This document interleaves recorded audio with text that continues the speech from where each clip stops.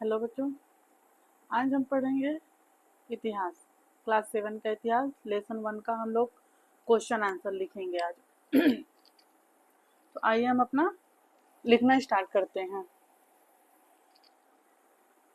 पहला क्वेश्चन है, निम्नलिखित प्रश्नों के उत्तर दीजिए।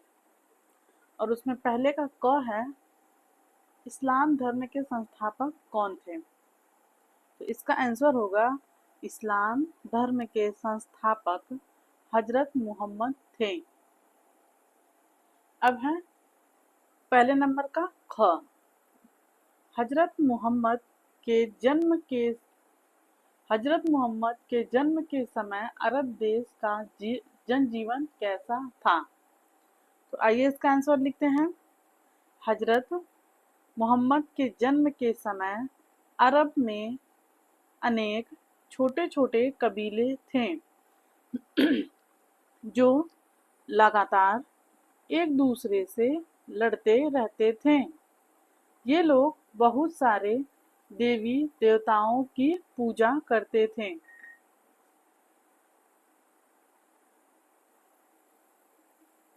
अब है पहले नंबर का ग, अरबों तथा भारतीयों ने एक दूसरे से क्या सीखा? सूची बनाएं।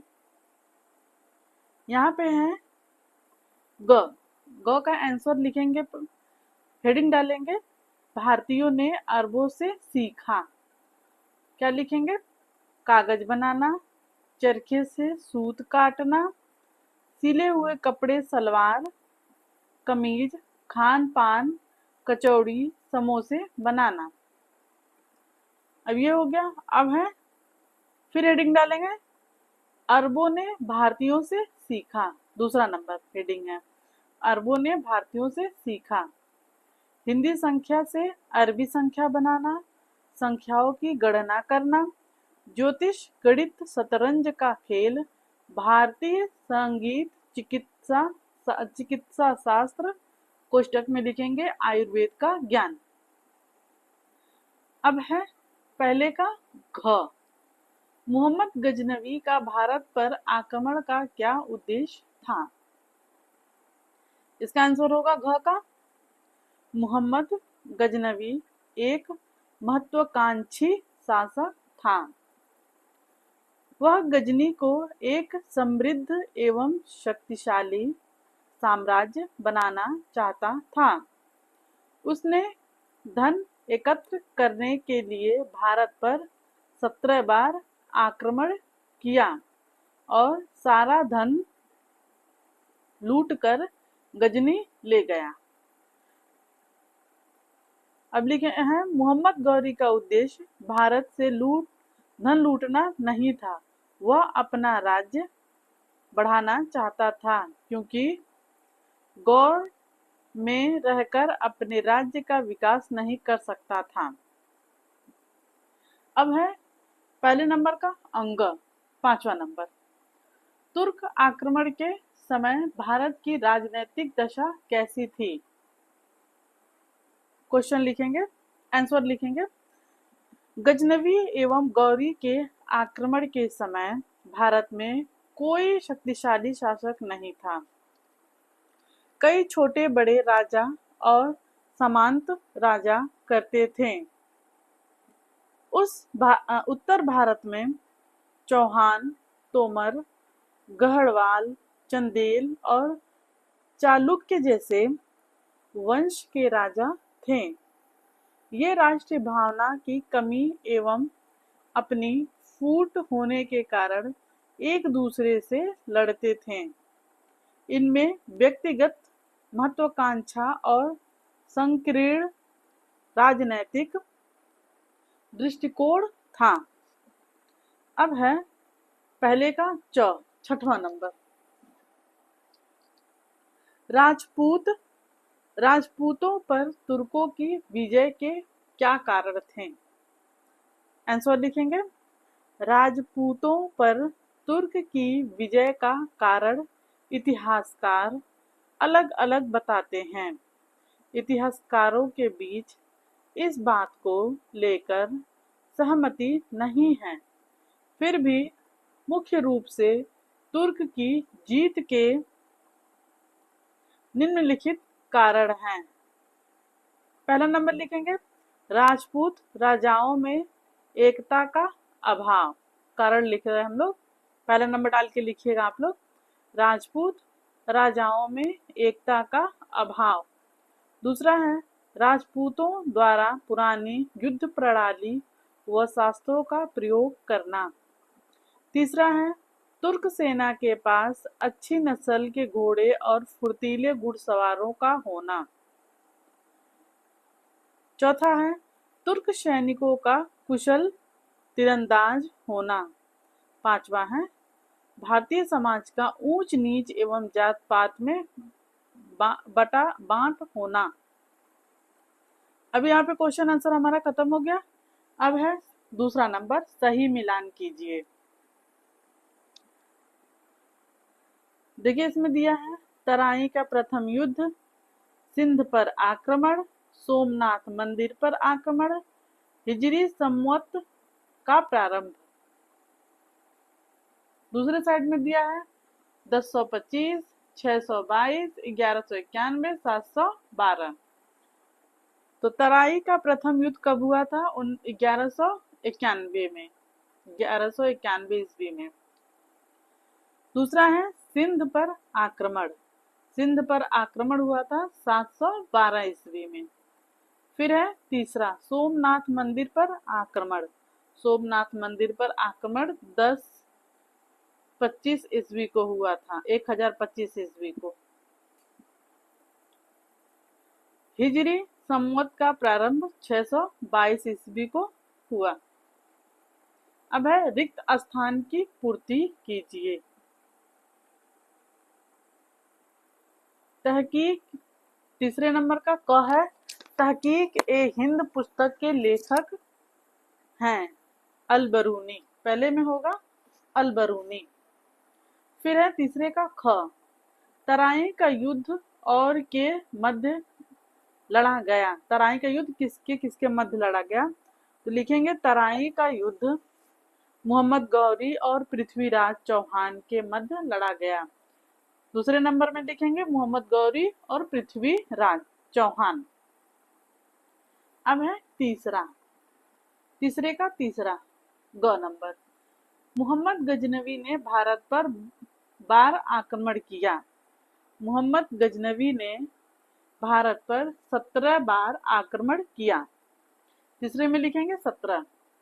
अब है घ, तीसरे का घ चौथा नंबर, मोहम्मद गौरी को गुजरात में चालुक्य वंश के राजा ने पराजित किया।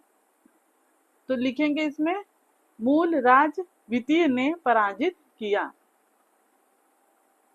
यहाँ पे प्रोजेक्ट है,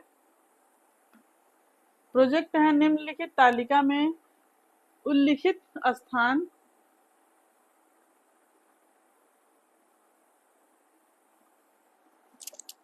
वर्तमान में किस देश में है? शिक्षक की सहायता एवं आईसीटी का प्रयोग करते हुए खोज का कर लिखिए। स्थान, देश, राजनीति और भाषा। सिंध, खीवा, गजनी, गौर, मदीना। अब लिखेंगे हम लोग दूसरे लेसन का भी क्वेश्चन आंसर।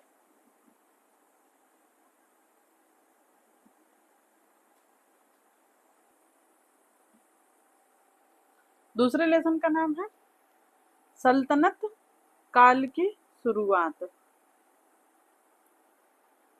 चलिए इसका क्वेश्चन आंसर भी हम लोग इसी में लिख लेते हैं। निम्नलिखित प्रश्नों के उत्तर दीजिए। पहला है, पहले का है दिल्ली सल्तनत का वास्तविक संस्थापक किसे माना जाता है? तो उत्तर लिखेंगे क का दिल्ली सल्तनत का वास्तविक संस्थापक इल्तुतमिश को माना जाता है। अब है पहले का ख, 40 गुलाम सरदारों का संगठन किस शासक ने बनाया? अब है दूसरा नंबर, दूसरे का आंसर है 40 गुलाम सरदारों को संगठन इल्तुतमिश ने बनाया था। अब है तीसरा नंबर, निम्नलिखित प्रश्नों के उत्तर दीजिए। पहले का ग, कुतुबुद्दीन ऐबक को लाख बख्श क्यों कहा जाता है? इसका आंसर लिखेंगे, कुतुबुद्दीन ऐबक को उसकी उदारता के कारण लाख बख्श कहा जाता है। वह लाखों का दान करने वाला दानप्रिय व्यक्ति था। अब है पहले का घ, दिल्ली सल्तनत में कौन कौन से राजवंशों ने शासन किया?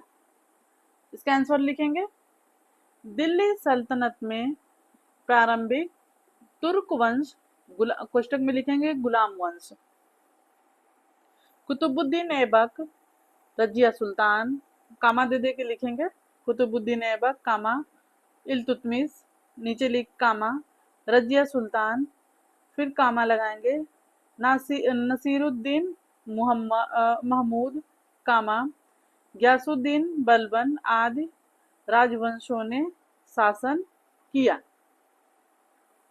अब है पहले का पांचवा, बलबन ने मंगोल आक्रमण से बचाव के लिए क्या किया?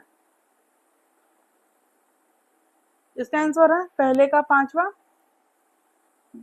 बलबन ने मंगोल आक्रमणों से बचने के लिए सर्वप्रथम पुराने किलों, कोष्टक में लिखेंगे दुर्गों, की मरम्मत करवाई और नए किलों का निर्माण करवाया।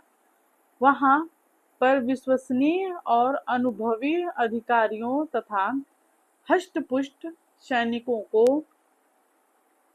नियुक्त किया। उनके लिए शस्त्र एवं भोजन सामग्री की व्यवस्था भी कराई। अब हमारा इसका भी क्वेश्चन आंसर खत्म हो गया। नीचे है दूसरा नंबर, सही मिलान कीजिए। 2.5 दिन का झोपड़ा, रजिया, टका एवं जीतल, कुतुबुद्दीन ऐबक, प्रथम मुस्लिम शासिका, फिर है सिजदा और पायबोस, फिर दूसरी तरफ है रजिया सुल्तान, कुतुबुद्दीन ऐबक, बलबन और इल्तुतमिश। तो किसका किस पे जाएगा? 2.5 दिन का झोपड़ा किसने बनवाया था? कुतुबुद्दीन ऐबक ने। अब है टका एवं जीतल, ये कहाँ का है? इल्तुतमिश। प्रथम मुस्लिम शासिका रजिया सुल्तान। अब है सिजदा और पायबो, बलबन।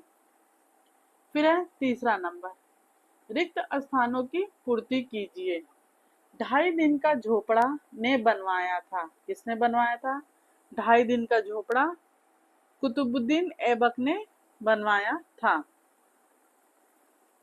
अब है तीसरे का ख, कुतुबुद्दीन को ने पूर्ण करवाया। कुतुब मीनार को ने पूर्ण करवाया। कुतुब मीनार को इल्तुतमिश ने पूर्ण करवाया। दूसरे नंबर में लिखेंगे इल्तुतमिश। अब है तीसरे का ग, प्रांत इक्ता का प्रधान अधिकारी कहलाता था। घ में लिखेंगे प्रांत इक्ता का प्रधान अधिकारी इक्तादार या अक्तादार कहलाता था। ग में लिखेंगे इक्तादार या अक्तादार। अब है घ नंबर, इल्तुतमिश ने रजिया सुल्तान को अपना उत्तराधिकारी बनाया। चौथे में लिखेंगे घ नंबर में रजिया सुल्तान। अब नीचे प्रोजेक्ट वर्क, निम्नलिखित महिलाएं राष्ट्रीय अध्यक्ष किस देश की हैं? तालिका में दिए गए तथा संबंधित देश का राष्ट्र ध्वज का चित्र बनाकर रंग भरिए। राष्ट्रीय अध्यक्ष और देश का नाम, Chandrika Kumaratunga, Margaret Thatcher, Julia Gillard, Angela Merkel, Megawati पुत्री, किम कैम्बल। अब यहाँ पे नाम दिए हैं, यहाँ पे आप लोग को देश का नाम लिखना है, प्रोजेक्ट बनाना है। तो हम अपना वीडियो यहाँ पे बंद करते हैं। अगले दिन हम लोग तीसरे लेसन का और चौथे लेसन का क्वेश्चन आंसर लिखेंगे। चौथा लेसन पढ़ेंगे और उसमें तीसरे लेसन का चौथा लेसन का क्वेश्चन आंसर लिखेंगे। अगर वीडियो पसंद आए तो चैनल को सब्सक्राइब करिए, लाइक करिए, कमेंट करिए, शेयर करिए। धन्यवाद।